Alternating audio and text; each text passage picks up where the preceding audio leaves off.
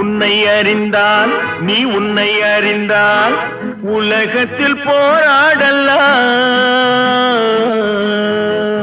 உயர்ந்தாலும் தாழ்ந்தாலும் தலை வணங்காமல் நீ வாழலாம். உன்னை அறிந்தால் நீ உன்னை அறிந்தால் உலகத்தில் போராடலாம்.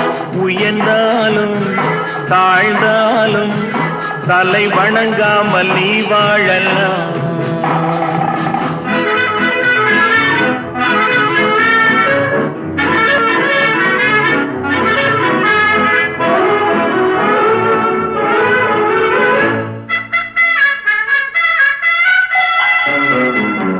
மானம் பெரியதென்று வாழும் மனிதர்களை மான் என்று சொல்வதில்லையா?